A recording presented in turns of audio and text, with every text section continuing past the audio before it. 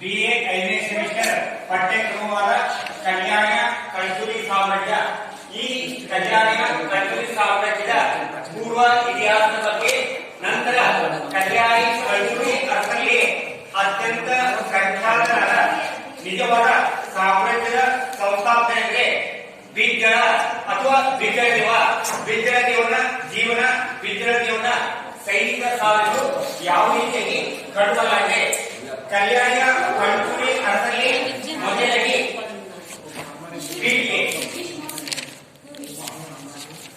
ಕಲ್ಯಾಣಿ ಕಲ್ಚುರಿ ಸಾಮ್ರಾಜ್ಯದ ಮೂಲ ಪುರುಷ ಉಚ್ಚಿತ. ಈ ಉಚ್ಚಿತನ ವರ್ಗ ಗುಣಾದ ಮೇಲೆ ಅಸಗ ಕನ್ನಮ ಬಿಜ್ಜಳದೇವ ಇನ್ನಿತರ ಅರಸರು ಆಳ್ವಿಕೆಯನ್ನು ನಡೆಸಿದರು. ಈ ಎಲ್ಲ ಅರಸರ ಸೈನಿಕ ಸಾಧನೆಗಳು ಅಮೋಘವಾಗಿವೆ. ಕಲ್ಯಾಣಿಯ ಕಲ್ಚುರಿ ಅರಸರು ಕೇವಲ ಸೈನಿಕ ಸಾಧನೆಗಳಿಗೆ ಅಷ್ಟೇ ಕಲ್ಯಾಣಿಯ ಕಲ್ಚುರಿ ಅರಸರು ತಮ್ಮ ಸಾಮ್ರಾಜ್ಯಕ್ಕೆ ಆಡಳಿತ, ಸಾಮಾಜಿಕ, ಆರ್ಥಿಕ, ಧಾರ್ಮಿಕ, ಸಾಹಿತ್ಯ, ಕಲೆ, ವಾಸ್ತುಶಿಲ್ಪ ರಂಗಗಳಿಗೆ ಕೊಡುಗೆಯನ್ನು ನೀಡಿದ್ದಾರೆ. ಕಲ್ಯಾಣ ಕಲ್ಚುರಿ ಅರಸರ ರಾಜಧಾನಿಗಳು ವೃಷಭವು ಕಲ್ಯಾಣಿ ಕಲ್ಚುರಿ ಅರಸರ ಸಾಮ್ರಾಜ್ಯದ ಲಾಂಛನವಾಗಿತ್ತು.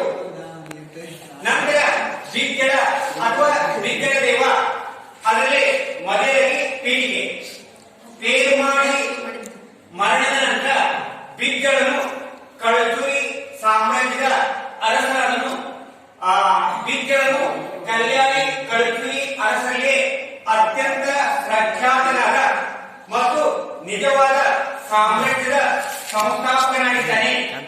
ಬಿಜ್ಜಳನು ಕೇವಲ ಸೈನಿಕ ಸಾಧನೆಗೆ ಅಷ್ಟೇ ಅಲ್ಲದೆ ಬಿಜ್ಜಳನು ತನ್ನ ಸಾಮ್ರಾಜ್ಯಕ್ಕೆ ಆಡಳಿತ, ಸಾಮಾಜಿಕ, ಆರ್ಥಿಕ, ಧಾರ್ಮಿಕ, ಸಾಹಿತ್ಯ, ಶಿಕ್ಷಣ, ಕಲೆ, ವಾಸ್ತುಶಿಲ್ಪ ರಂಗಗಳಿಗೆ ಕೊಡುಗೆಯನ್ನು ನೀಡಿದ್ದಾನೆ. ಬಿಜ್ಜಳನು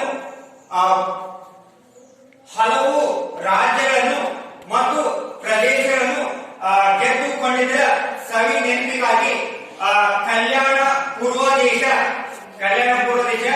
ಭುವನ ಚಕ್ರವರ್ತಿ ಎಂಬ ಹಲವಾರು ಬಿರುದುಗಳನ್ನು ಧರಿಸಿಕೊಂಡಿದ್ದನು. ನಂತರ ಬಿಜ್ಜಳನ ಜೀವನ, ಬಿಜ್ಜಳನ ತಂದೆ ಹೆಸರು ಪೇರುಮಾಡಿ ಮತ್ತು ತಾಯಿ ಹೆಸರು ನಾಗರಾದೇವಿ. ಈ ರೀತಿಯಾಗಿ ಪ್ರತಿಷ್ಠಿತ ರಾಜ ಕುಟುಂಬದಲ್ಲಿ ಬಿಜ್ಜಳನು ಜನಿಸಿದನು. ಪೇರುಮಾಡಿ ದೇವನು ತನ್ನ ಮಗನಾದ ಬಿಜ್ಜಳನಿಗೆ ನುರಿತ ಬೋಧಕರಿಂದ ಶಿಕ್ಷಣ ಮತ್ತು ಸೈನಿಕ ತರಬೇತಿಗಳನ್ನು ಕೊಡಿಸಿದನು. ಬಿಜ್ಜಳನು ಶಿಕ್ಷಣ ಮತ್ತು ಸೈನಿಕ ತರಬೇತಿಗಳಲ್ಲಿ ಪಾಂಡಿತ್ಯವನ್ನು ಸಾಧಿಸಿದನು. ಬಿಜ್ಜಳನು ಹಲವು ವ್ಯಕ್ತಿಗಳನ್ನು ಸಮರ್ಥವಾಗಿ ಎದುರಿಸಿ ಅವರನ್ನು ಯುದ್ಧದಲ್ಲಿ ಮತ್ತು ಇನ್ನಿತರ ಆಂತರಿಕ ಯುದ್ಧದಲ್ಲಿ ಸೋಲಿಸಿದ್ದರಿಂದ ಆ ಕಾರಣಕ್ಕಾಗಿ ಬಿಜ್ಜಳನು ಭುಜಬಲ ಚಕ್ರವರ್ತಿ ಎಂಬ ಬಿರುದನ್ನು ಧರಿಸಿಕೊಳ್ಳಲು ಸಾಧ್ಯವಾಯಿತು. ಬಿಜ್ಜಳನು ಗಂಡಾದಿತ್ಯ ಹಾನಗಲ್ ಮತ್ತು ಪೂರ್ವ ಇನ್ನಿತರ ಹಲವು ಪ್ರದೇಶಗಳ ಮೇಲೆ ದಾಳಿ ಮಾಡಿದನು. ಆ ಎಲ್ಲ ಪ್ರದೇಶಗಳನ್ನು ಗೆದ್ದುಕೊಂಡು ತನ್ನ ಸಾಮ್ರಾಜ್ಯದಲ್ಲಿ ಸೇರ್ಪಡೆಗೊಳಿಸಿಕೊಂಡನು. ಬಲದೇವನು ತನ್ನ ಅಳಿಯನಾದ ಅಥವಾ ಬಸವೇಶ್ವರನು ಬಿಜ್ಜಳನ ಕೈಗಳಿಗೆ ಕರಣಿಕನಾಗಿ ನೇಮಿಸಿದನು. ಕರಣಿಕ ಹಣಕಾಸು ಮಂತ್ರಿಯಾಗಿದ್ದಾಗ ಬಸವೇಶ್ವರು ಸಾಮ್ರಾಜ್ಯದ ಆದಾಯವನ್ನು 5 ಪಟ್ಟು ಆದಾಯ ಬರುವಂತೆ ಮಾಡಿದರು. ಆ ಕಾರಣಕ್ಕಾಗಿ ಬಿಜ್ಜಳನು ಬಸವೇಶ್ವರನು ಮುಖ್ಯಮಂತ್ರಿಯಾಗಿ ನೇಮಿಸಿದನು. ಬಸವೇಶ್ವರು ಮುಖ್ಯಮಂತ್ರಿಯಾಗಿದ್ದಾಗ ಸಾಮ್ರಾಜ್ಯದ ಅಭಿವೃದ್ಧಿ ಹೊಂದಲು ಹಲವು ಕ್ರಮಗಳನ್ನು ಕೈಗೊಂಡನು. ಈ ರೀತಿಯಾಗಿ ಬಸವೇಶ್ವರು ತಮ್ಮ ಕರ್ತವ್ಯವನ್ನು ಸಮರ್ಥವಾಗಿ ನಿರ್ವಹಿಸುವಾಗ ಆಗ ಬಸವೇಶ್ವರರು ಬ್ರಾಹ್ಮಣ ಮಹಿಳೆ ಮತ್ತು ಹರಿಜನ ಗಂಡ ಪುರುಷನ ಜೊತೆಗೆ ಮದುವೆಯನ್ನು ಮಾಡ್ತಾ ಇದ್ರು. ಈ ರೀತಿಯಾಗಿ ಅಂತರ್ಜಾತಿ ಮದುವೆ ಮಾಡಿದ್ದರಿಂದ ಆಗ ಬಸವೇಶ್ವರರು ವಿರೋಧಿಗಳು ಬಿಜ್ಜಳ ಅರಸನಿಗೆ ಇಲ್ಲ ಸಲ್ಲದ ಆರೋಪಗಳನ್ನು ಶಾಡಿ ಮಾತನ್ನು ಹೇಳಿ ಆಗ ಅವರ ಮಾತನ್ನು ನಂಬಿದ ಬಿಜ್ಜಳನು ಬಸವೇಶ್ವರರು ಕರೆಸಿ ಮುಖ್ಯಮಂತ್ರಿ ಹುದ್ದೆಗೆ ರಾಜೀನಾಮೆ ನೀಡುವಂತೆ ತಿಳಿಸಿದನು.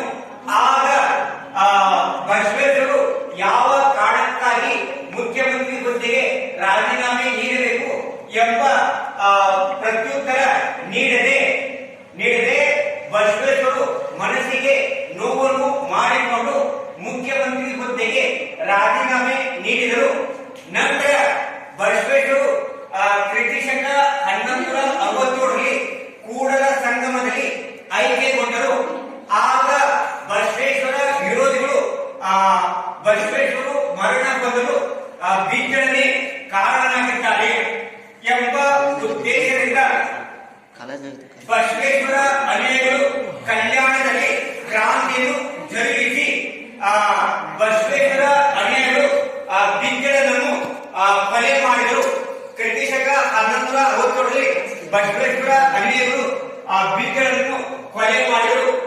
ನಂತರ ಬಿಜ್ಜಳನ ಸೈನಿಕ ಸಾಧನೆಗಳು ಅಥವಾ ದಂಡಯಾತ್ರೆಗಳು ಅದರಲ್ಲಿ ಮೊದಲಾಗಿ ಗಂಡಾರಾಧಿತ್ಯ ಮತ್ತು ಹಾಡಗಲ್ಲಿನ ಮೇಲೆ ದಾಳಿ. ಬಿಜ್ಜಳನು ಅಧಿಕಾರಕ್ಕೆ ಬಂದ ನಂತರ ಗಂಡಾರಾಧಿತ್ಯ ಮತ್ತು ಹಾಡಗಲ್ಲಿನ ಕದಂಬರ ಮೇಲೆ ದಾಳಿ ಮಾಡಿದ್ದು ಗಂಡಾರಾಧಿತ್ಯರನ್ನು ಮತ್ತು ಹಾಡಗಲ್ಲಿನ ಕದಂಬರನ್ನು ಸೋಲಿಸಿ ಅವರ ಪ್ರದೇಶಗಳನ್ನು ಗೆದ್ದುಕೊಂಡು ತನ್ನ ಸಾಮ್ರಾಜ್ಯದಲ್ಲಿ ಸೇರ್ಪಡೆಗೊಳಿಸಿಕೊಂಡನು. ಈ ನೊಳಂಬವಾಡಿಗೆ ವೀರ ಪಾಂಡ್ಯನನ್ನು ಪ್ರಾಂತಾಧಿಕಾರಿಗೆ ನೇಮಿಸಿದನು. ಅದೇ ರೀತಿಯಾಗಿ ಬನವಾಸಿ ಪ್ರಾಂತಕ್ಕೆ ಕಸಬಯ್ಯನನ್ನು ಪ್ರಾಂತಾಧಿಕಾರಿಗೆ ನೇಮಿಸಿದನು.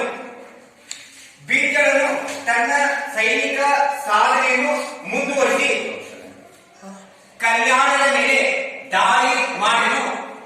ಬಿಜ್ಜಳನು ಕಲ್ಯಾಣದ ಮೇಲೆ ದಾಳಿ ಮಾಡಿ ಕಲ್ಯಾಣವನ್ನು ಗೆದ್ದುಕೊಂಡಿದ್ದರ ಸಭೆ ನೆನಪಿಗಾಗಿ ಬಿಜ್ಜಳನು ಕಲ್ಯಾಣ ಪೂರ್ವರಾಧೀಶ ಎಂಬ ಬಿರುದನ್ನು ಧರಿಸಿಕೊಂಡನು.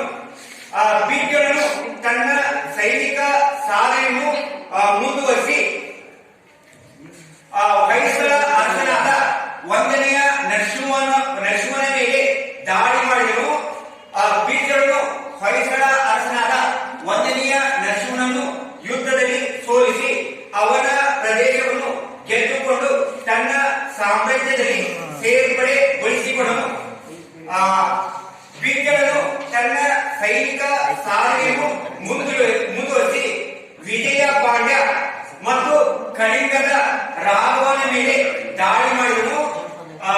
ಬಿಜ್ಜಳನು ವಿಜಯ ಪಾಂಡ್ಯನನ್ನು ಯುದ್ಧದಲ್ಲಿ ಸೋಲಿಸಿ ಅದೇ ರೀತಿಯಾಗಿ ಕಳಿಂಗದ ಅರಸನಾದ ರಾಘವನನ್ನು ಯುದ್ಧದಲ್ಲಿ ಸೋಲಿಸಿ ಅವರ ರಾಜ್ಯವನ್ನು ಗೆದ್ದುಕೊಂಡು ತನ್ನ ಸಾಮ್ರಾಜ್ಯದಲ್ಲಿ ಸೇರ್ಪಡೆಗೊಳಿಸಿಕೊಂಡನು.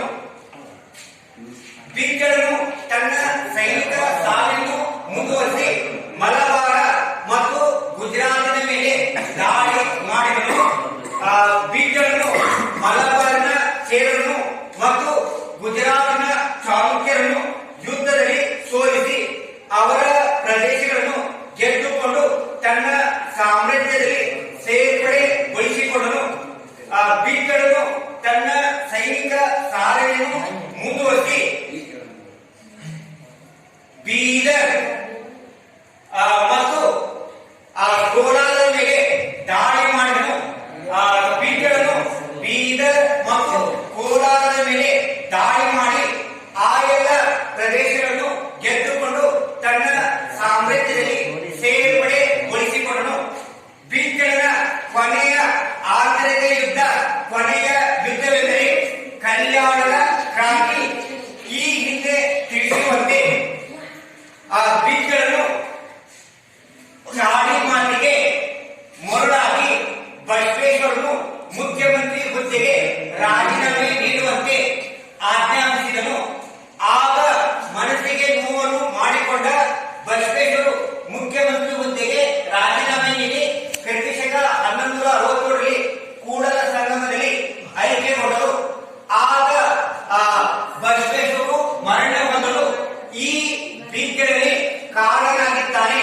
ಎಂಬ ಉದ್ದೇಶದಿಂದ ಬಸವೇಶ್ವರ ಅನುಯಾಯಿಗಳು ಕಲ್ಯಾಣದಲ್ಲಿ ಕ್ರಾಂತಿಯನ್ನು ಜರುಗಿಸಿದರು. ನಂತರ ಬಿಜ್ಜಳನ ಸೈನ್ಯಕ್ಕೂ ಮತ್ತು ಬಸವೇಶ್ವರ ಅನುಯಾಯಿಗಳ ಸೈನ್ಯಕ್ಕೂ ಭೀಕರವಾದ ಆಂತರಿಕ ಯುದ್ಧ ಜರುಗಿತು.